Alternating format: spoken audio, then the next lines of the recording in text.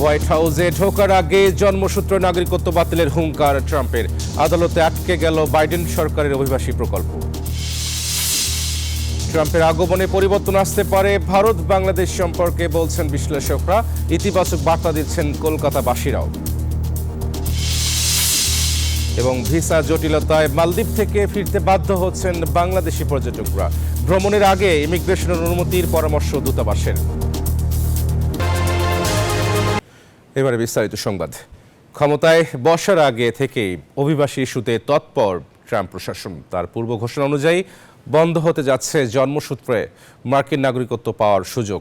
এদিকে বাইডেন সরকারের একটি অভিবাসন কর্মসূচিকেও অবৈধ ঘোষণা করেছেন আদালত। এমন অবস্থায় উদ্বেগ আর উৎকণ্ঠায় আছেন অসংখ্য অভিবাসী। দ্বিতীয় মেয়াদে প্রেসিডেন্ট হয়ে অনুপ্রবেশ আর অভিবাসন রুখতে কঠোর পথে Donald Trump. Nevada, Texas, Ohio. নির্বাচনী প্রচারকালে ট্রাম্পের অঙ্গীকার ছিল নির্বাচিত হলে প্রেসিডেন্ট হিসেবে প্রথম দিনই তিনি দেশ থেকে অবৈধ অভিবাসীদের তাড়াতে আদেশ দেবেন। সেই প্রতিশ্রুতি অনুযায়ী বন্ধ হতে যাচ্ছে জন্মসূত্রে যুক্তরাষ্ট্রের নাগরিকত্ব পাওয়ার সুযোগ। খসড়া নির্বাহী আদেশে বলা হয়েছে, যুক্তরাষ্ট্রে জন্মালেই কোনো শিশুকে আর নাগরিকত্ব দেওয়া হবে না। সন্তানের পিতা মাতার মধ্যে অন্তত একজনকে যুক্তরাষ্ট্রের নাগরিক হতে হবে অথবা থাকতে হবে গ্রিন কার্ড।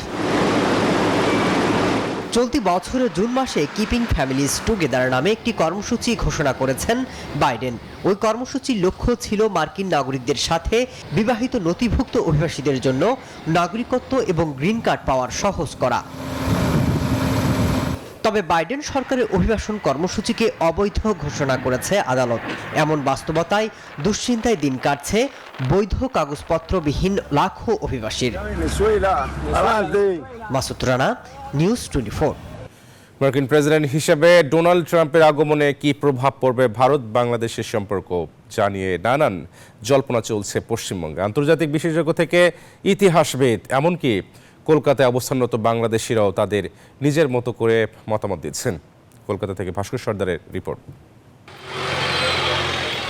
ডোনাল্ড ট্রাম্প দ্বিতীয়বার প্রেসিডেন্ট হওয়ায় কতটা প্রভাব পড়বে ভারত বাংলাদেশ সম্পর্কে? কোন পথে হাঁটবে দুই দেশ?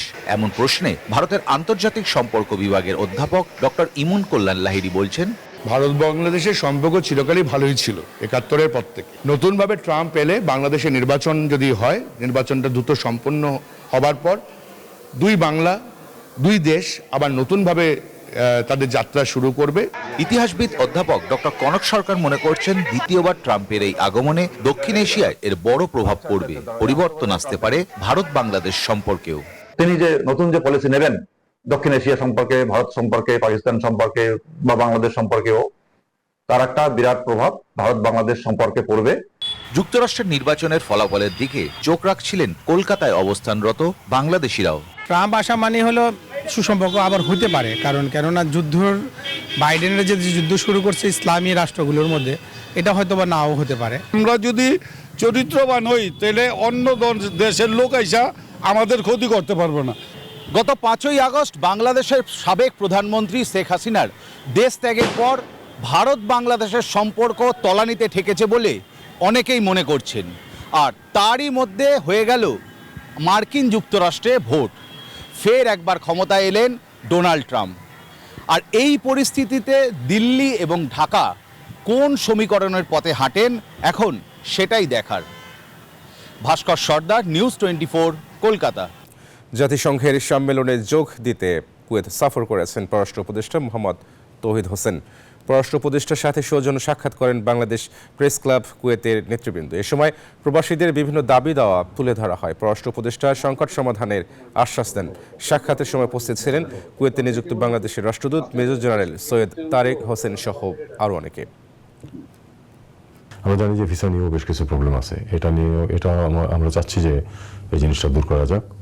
তাদের একটা যেটা অভিযোগ আছে যে তারা আমাদের কমিউনিটি যথেষ্ট ডিসিপ্লিন না আইন কানুন মানার ব্যাপারে। এই অভিযোগ থেকে আসলে আমাদের মুক্তি পাওয়া দরকার।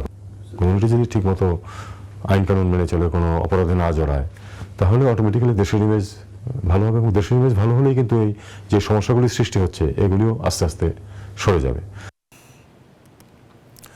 যথাযোগ্য মর্যাদায় মালদ্বীপে পালিত হয়েছে জাতীয় বিপ্লব ও সংহতি দিবস। দিবসটি উপলক্ষে রাজধানী মালের স্থানীয় একটি রেস্টুরেন্টে বিএনপি মালদ্বীপ শাখার উদ্যোগে আলোচনা সভা অনুষ্ঠিত হয়।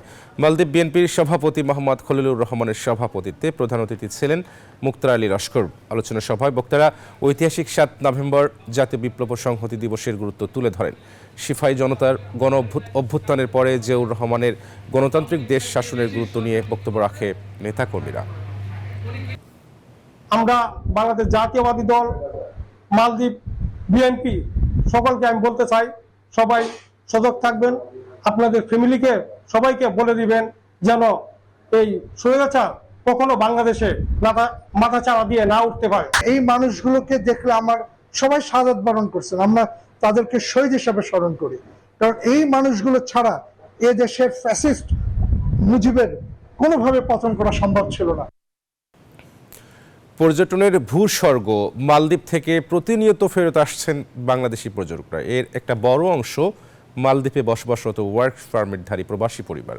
মালদ্বীপে ওয়ার্ক ভিসায় কর্মরত পরিবারকে ভ্রমণ ভিসায় আনার আগে ইমিগ্রেশনের অনুমতি নিয়ে আনতে হয়, অন্যথায় বিভিন্ন ভোগান্তির শিকার হতে হবে জানান ভারপ্রাপ্ত হাই কমিশনার। মালদ্বীপ থেকে ইমরান তালুকদারের তথ্য ছবিতে বিস্তারিত। বর্তমানে মালদ্বীপে আসা পর্যটকদের শীর্ষ 20টি দেশের মধ্যে বাংলাদেশের অবস্থান 16। প্রতিদিনে দেশটিতে ভিড় করছেন বিশ্বের বিভিন্ন দেশের ভ্রমণ পিপাসুরা। ক্রমান্বয়ে বাংলাদেশের পর্যটকদের সংখ্যাও বাড়ছে। অনিচ্ছাকৃত ভুলে দেশটির আইন বহির্ভূত ভিসার জন্য আবেদনের কারণে মালদ্বীপে ভ্রমণ ভিসা না পেয়ে ফেরত যাচ্ছে বাংলাদেশের পর্যটকরা। ফলে বাড়তি গুনতে হচ্ছে ডিটেনশনে থাকার রুম রেন্ট, মানি সহ খাবারের আলাদা খরচ। প্রকৃত নিয়ম কানুন মেনে তারপরে আমরা অনুমতি নিয়ে যদি কোনো পরিবার নিয়ে আসতে চান সেই ক্ষেত্রে সেভাবে ব্যবস্থা গ্রহণ করতে হবে, অন্যথায় এখানে আসলে জটিলতার সৃষ্টি হওয়ার সম্ভাবনা রয়েছে। ভ্রমণের জন্য ভিসা না নিয়ে ভ্রমণ করতে চাই সেক্ষেত্রে তাদেরকে মালদ্বীপে এন্ট্রি দেওয়া হয়। আজকে মালদ্বীপ ইমিগ্রেশনে আসলাম, আসার পরও অনেক যাচাই বাছাই জাস্টিফাই করার পরে মালদ্বীপ আমাদেরকে ভিসা দিচ্ছে।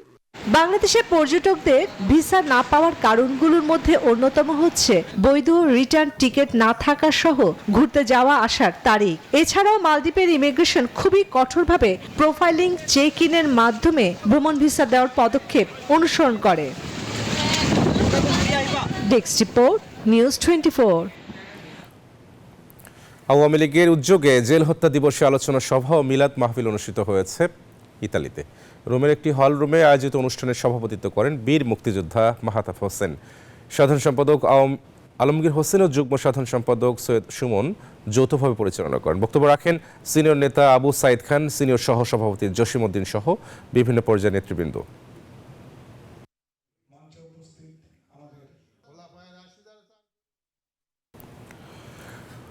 ওমানে gulf exchange football tournament football দলের নতুন জার্সি উন্মোচন করেছে সিপবিডি স্পোর্টিং ক্লাব। বাংলাদেশ সোশ্যাল ক্লাবের উদ্যোগে ওমানের আল খোদ স্টেডিয়ামে মোহাম্মদ মানিক ও বেলালের সঞ্চালনায় চলে জার্সি বিতরণ অনুষ্ঠান। প্রধান অতিথি ছিলেন আলহাজ মোহাম্মদ শাহাবুদ্দিন সিআইপি। উপস্থিত ছিলেন অধিনায়ক মোহাম্মদ রুবেল সহ রাকিব ও সাগর। সম্মানিত খেলোয়াড়বৃন্দ, আসসালামু আলাইকুম। উপস্থিত কমিটি কেউ চেনেন কিনা সবাইকে?